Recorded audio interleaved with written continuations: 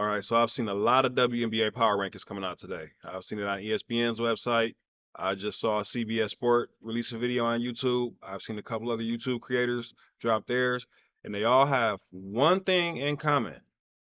They're all wrong. No, that's subjective. In my opinion, they're all wrong, though. Everybody seems to be overrating one team.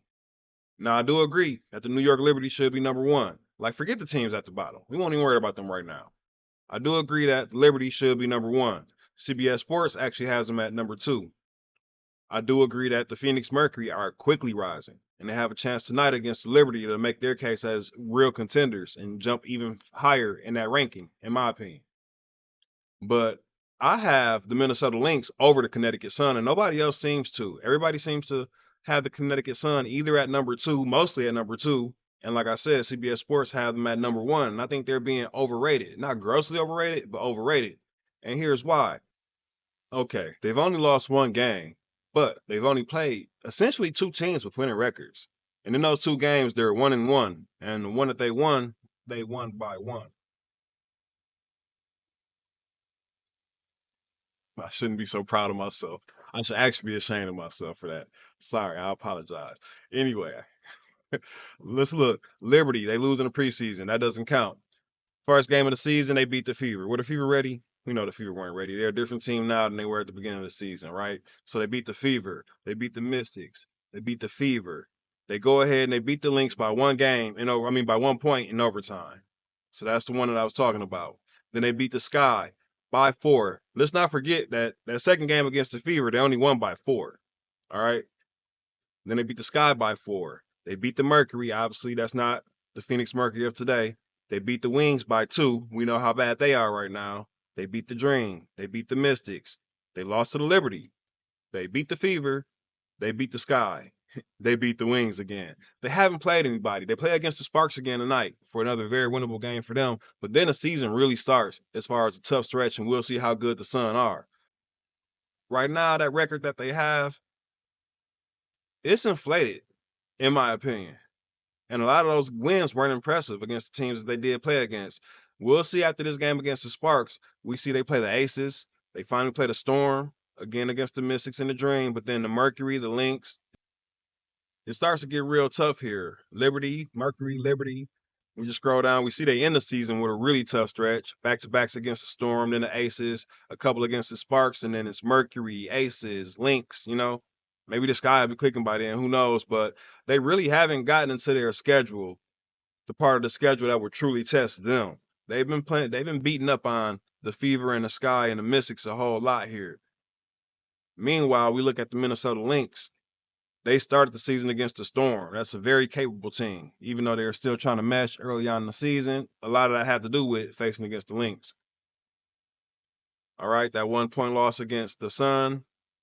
They beat the Liberty, the Dream, the Aces, the Mercury. They still weren't quite the Mercury at that point in time, but you just see a much more impressive schedule so far. The Storm, Aces.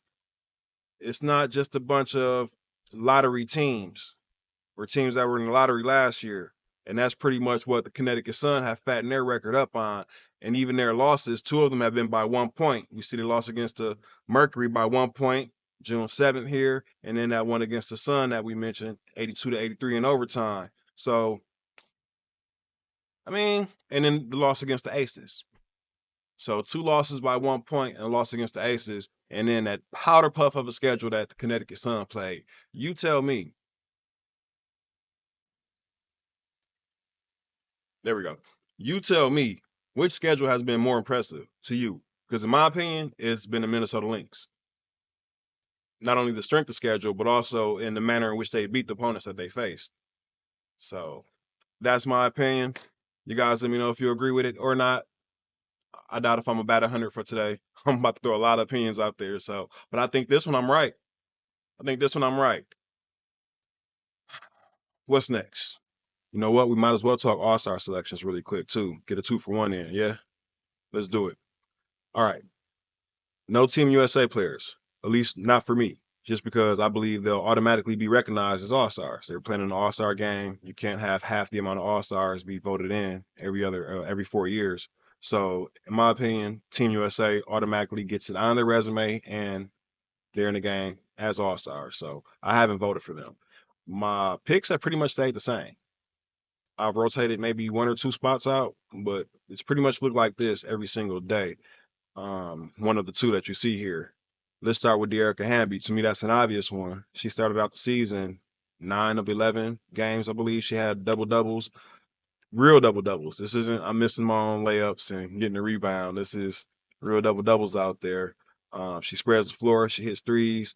A lot of the times, she does most of her damage in one half, which is kind of disappointing if you want to see her go for 30. But she'll have like 16 and 8, and then in the game with 20 and 10. And so she has the capability of doing a lot of damage in a short time. Is the silver lining on that? Jonquel Jones, to me, also automatically has to go 6'6", inside, outside. The numbers reflect everything that you want to see from an all-star. We have to have her out there. NECA, Agumake, baller. To me, it was between her and Bonner, and I'll tell you why in a second. They both deserve to be in, but I'm just going with her. Just gives me a little bit more of what I need as far as I'm trying to win the game. This isn't for me. Also, let me say, besides I haven't voted in Team USA players, this isn't just about who I think deserves to be in the game. This is also who I want to see as a fan and who I believe can help win the game against Team USA, because that's what I want to do. That's my goal here for these players. All right. With that being said, Magbagor, she's an Olympian. She plays for the Australian team. 24. She gets blocks. That's something that's separated her from Bonner to me, the defensive edge that she provides. Jackson, I had to add her in. I doubt that she'll make the All-Star team, but I'm adding her in because she's one of my favorites and just the versatility that she provides. She's like another guard.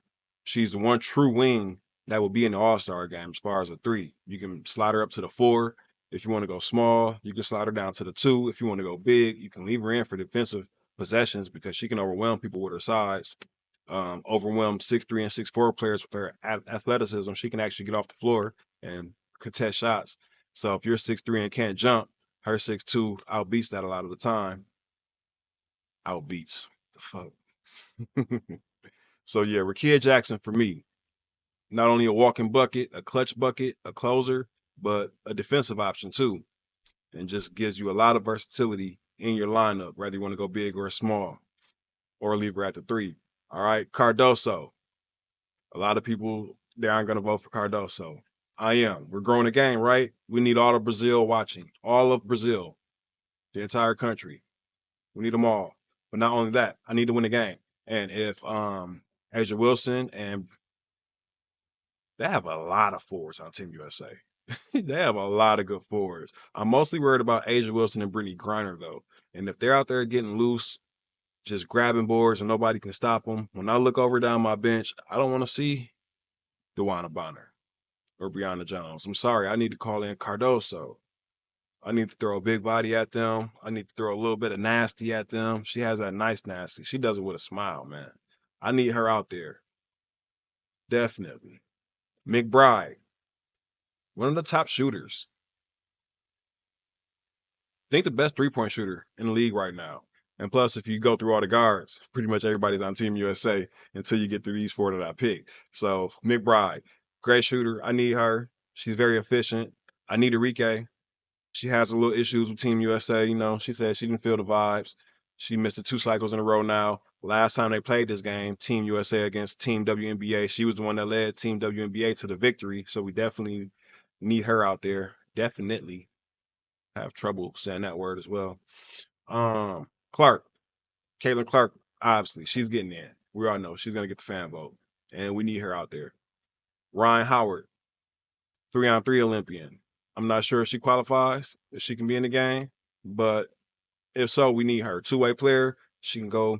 She's somebody who we can trust defensively against Jewel Lloyd and players like that. Enrique, she has a little bit of defense too. She has some nice size, but she's more of a shooter. Clark, she gets it done. She gets it done defensively. We know that.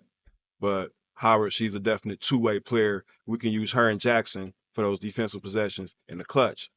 See, I'm thinking about the whole game here. You need to pull in Howard, pull in Jackson, pull in Cardoso for a nice clutch fourth quarter defensive possession. I'm thinking about the whole thing, right?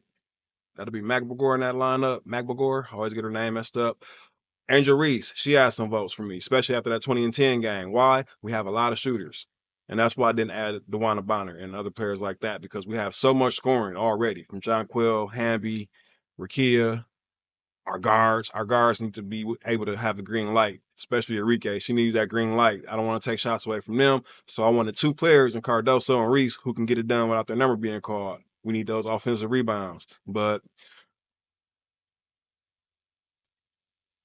I'm going to go with McBagore just because she has more experience, a little more versatility offensively. She gets blocks. She's an Olympian. I'm going to go with her. Definitely need Cardoso, though. Those are my picks.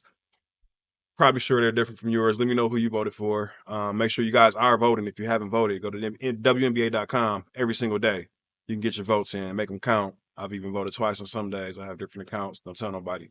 Other than that, that's all I have for you guys for now. I'm about to watch this people game. I'll get with you guys soon. It's coming on now. Peace.